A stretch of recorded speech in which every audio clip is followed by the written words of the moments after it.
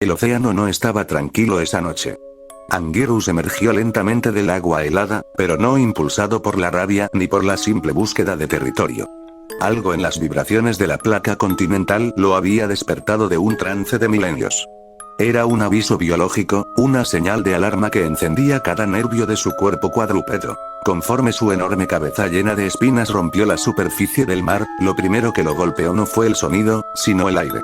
La brisa marina había desaparecido por completo, reemplazada por un vapor espeso y sofocante que olía a ozono quemado, metal fundido y carne en descomposición. La vegetación de la costa no estaba simplemente muerta. Las hojas de los árboles se habían derretido sobre la arena como cera negra. Anguirus avanzó con cautela. Sus pesadas garras se hundían en la arena, que quemaba al contacto como si el núcleo de la tierra estuviera emergiendo a la superficie. Las olas que golpeaban la playa no hacían ruido de espuma, sino un siseo constante, hirviendo al tocar las rocas. El agua a su alrededor flotaba llena de peces muertos con las agallas reventadas y escamas mutadas. Fue en ese momento cuando el suelo vibró. No fue el retumbo de un paso gigante o un terremoto común. Fue un impacto seco y sordo, seguido de un crujido abrumador que pareció congelar la sangre de Anguirus. Desde la humareda de la costa, la silueta de Godzilla se abrió paso. Pero no avanzaba como el depredador alfa que las leyendas describían. Se escuchaba un sonido grotesco y continuo, como si cientos de ramas secas y cables de acero se rompieran al mismo tiempo dentro de su pecho. Con cada paso que Godzilla daba, el peso de su propia masa rompía las estructuras de sus patas. Se podía oír claramente cómo sus fémures y tibias se astillaban bajo la piel, solo para reacomodarse en ángulos antinaturales un segundo después con un chasquido húmedo e inequívoco. Anguirus se detuvo en seco. Su instinto animal, afinado durante millones de años de evolución, le gritaba que se fuera. La criatura frente a él no emitía el calor de un ser vivo, ni la presencia de un rival. Emitía la energía de una anomalía, un cadáver viviente sostenido por una reacción nuclear fuera de control. Anguirus curvó su lomo lleno de púas y lanzó un rugido agudo, un chillido de advertencia que resonó en toda la bahía.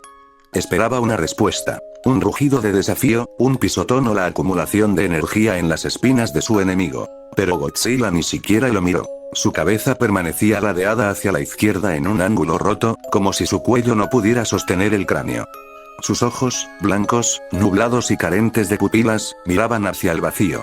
Su mandíbula inferior temblaba levemente, dejando escapar un hilo de fluido radiactivo y viscoso que caía sobre la arena, quemándola al instante.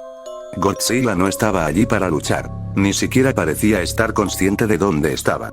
Simplemente avanzaba porque su cuerpo en mutación no podía dejar de moverse, arrastrando sus huesos rotos hacia Anguirus. Superado por la desesperación de defenderse de esa presencia antinatural, Anguirus atacó. Usando toda su fuerza cuadrúpeda, se lanzó de frente, enterrando su cuerno nasal y sus fauces directamente en el costado de Godzilla. En una pelea normal, el impacto de Anguirus habría hecho retroceder a cualquier monstruo o arrancado un rugido de dolor. Pero lo que ocurrió a continuación aterrorizó a la bestia espinosa. La piel de Godzilla no era dura como la roca. Se sintió blanda, hirviente y elástica, como carne viva expuesta al fuego. El diente de Anguirus penetró la superficie, pero no brotó sangre roja. De la herida salió una sustancia negra y espesa que comenzó a corroer las fauces de Anguirus, disolviendo sus escamas al instante. Godzilla no rugió de dolor. Ni siquiera parpadeó. En lugar de usar sus brazos para quitarse a Anguirus de encima, el cuerpo de Godzilla reaccionó como una trampa biológica instintiva.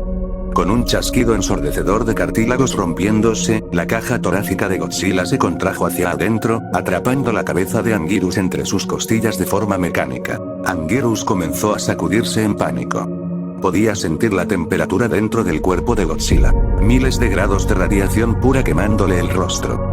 Intentó impulsarse hacia atrás con sus patas traseras para liberarse, pero los huesos de Godzilla continuaban cambiando de forma, reacomodándose alrededor de él como garras de carne y hueso que se negaban a soltarlo. Por primera vez en el combate, las espinas dorsales de Godzilla comenzaron a brillar. Pero no era un brillo azul limpio ni coordinado. La luz parpadeaba como un cortocircuito, y de las grietas de su piel comenzaban a brotar pequeñas descargas eléctricas que quemaban la noche. El cuerpo de Godzilla comenzó a hincharse. Sus músculos se desgarraban a la vista, creciendo y reestructurándose a una velocidad grotesca para soportar la energía que intentaba escapar de su garganta. Anguirus, atrapado y sintiendo como sus propias espinas comenzaban a derretirse por el calor extremo, logró librarse de un fuerte tirón, y usó sus últimas fuerzas para dar un mordisco desesperado en el cuello de la criatura. Lo único que logró fue escuchar cómo la tráquea de Godzilla se rompió bajo sus dientes, pero el monstruo simplemente continuó respirando humo radiactivo a través de la carne abierta de su cuello. Godzilla levantó una de sus enormes patas. El pie no cayó con la gracia de un luchador, sino que se desplomó como un bloque de plomo sobre el lomo de Anguirus. Se escuchó el aterrador sonido de la caparazón de espinas, cediendo bajo el peso y la radiación pura. Anguirus dejó escapar un chillido ahogado mientras la tierra debajo de ellos colapsaba, hundiéndose en una fosa de arena incandescente. Con el caparazón parcialmente fracturado y la carne ardiendo, el instinto de supervivencia de Anguirus explotó en un ataque de pánico puro. En un esfuerzo sobrehumano, retorció su cuerpo, clavando sus garras traseras en la tierra incandescente y logrando deslizarse hacia afuera justo cuando el pie de Godzilla aplastaba el suelo con una fuerza demoledora. Anguirus se puso en pie a duras penas, tambaleándose. Su intención era huir, adentrarse en el océano y desaparecer en las profundidades. Pero su cuerpo simplemente ya no respondía a la sangre de Godzilla que lo había bañado durante el forcejeo. No era un fluido normal. Era un reactivo atómico concentrado, donde la sustancia negra y la saliva radioactiva de la bestia habían tocado la piel de Anguirus. El tejido no solo se quemaba, mutaba y se descomponía en tiempo real. Sus músculos se endurecieron como si se estuvieran petrificando, sus articulaciones comenzaron a hincharse grotescamente y una parálisis brutal avanzó por sus 4 patas. Cada paso que Anguirus intentaba dar hacia la costa era más lento que el anterior. Su visión se volvió borrosa y de sus fosas nasales comenzó a brotar una espuma negra. La radiación reactiva de Godzilla le estaba destruyendo los órganos internos desde adentro, dejándolo débil e incapaz de correr. Detrás de él, el pesado retumbo del suelo volvió a escucharse. Godzilla no corrió. No tenía prisa. Avanzaba con pasos lentos, torpes, pero completamente firmes e imparables. Cada uno de sus movimientos venía acompañado por el desgarrador sonido de sus propios músculos rompiéndose y regenerándose para mantenerlo en pie. Era una masa de destrucción biológica caminando hacia su víctima indefensa. Anguirus cayó sobre sus rodillas a pocos metros de la orilla del mar. El agua tocaba sus garras, pero ya no tenía fuerzas para nadar. Giró la cabeza solo para ver cómo la enorme sombra de Godzilla se proyectaba sobre él, tapando la luz de la luna. Godzilla no perdió tiempo en hacer sufrir a su víctima.